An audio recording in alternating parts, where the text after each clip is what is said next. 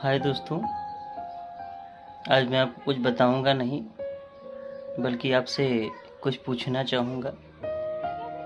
दरअसल में बात ये है कि हमारे ही ग्रुप के एक टीचर जी किसी बच्चे को होम ट्यूशन पढ़ा रहे थे और उन बच्चों की जो मदर थी मैडम जी, उन्होंने कहा कि जब पेमेंट मांगे, फीस मांगे बच्चों की, तो उन्होंने कहा कि सर आप मुंह खोल के पैसा मांग देते हैं।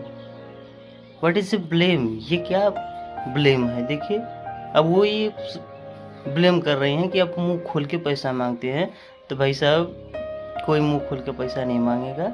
आप जानते हैं कि अगर बच्चों को पढ़ाना है तो उनकी फीस देनी है, महीना आपको पूरा है। ऐसा तो है नहीं कि वो जो टीचर्स आपके यहाँ पढ़ा रहे हैं वो महीने में 3 बार मांग दे रहे हैं आपसे। अगर आपकी फीस मांगने पर इतनी आपके मान सम्मान को हानि पहुंच रही है तो फिर अलर्ट हो जाइए ना। महीना सबको मालूम है, आप भी पढ़ी लिखी हैं, आपको भी महीना मालूम है। आप महीने पर बच्चों की फीस जमा कर दीजिए। क्यों टीचर साहब से मुंह खोल के मांगेंगे? और कोई भी टीचर, कोई भी व्यक्ति कुछ भी कर रहा है वो पैसे के लिए ही कर रहा है। हाँ, अगर बच्चों को पढ़ाने में कोई दिक्कत है तो ये कहिए, हर टीचर सुनने के लिए तैयार हैं और उसका इम्प्रूवमेंट भी करेंगे। लेकिन ये कौन सी ब्लेम है भाई? जब औकात नहीं हो तो औकात से बड़े सपने मत देखिए, अपने बिस्तर भरी पैर फैलाइए।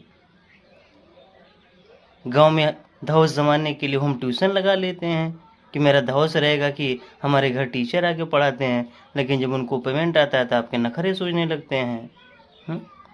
हर काम होता है, बस सबका महीना है निर्धारित है। दूध वाले का, मोबाइल रिचार्ज का, सबको मालूम है। 2 दिन पहले से सबको मालूम हो जाता है कि भाई कल मेरा रिचार्ज खत्म हो जाएगा। या ये सबको नहीं मालूम रहता है कि हमारा टीचर लगाए हैं तो उनको पेमेंट भी करना है। तो दोस्तों, आप लोग बताएं, इस कंडीशन में जितने भी टीचर्स लोग हैं उन्हें क्या करना चाहिए? जो हमारे साथ साथ हमारे ग्रुप के जितने भी टीचर्स होम ट्यूशन में काम कर रहे हैं या प्राइवेट स्कूल में काम रहे, यही कंडीशन प्राइवेट स्कूल वालों का है। बिना पैसा मांगे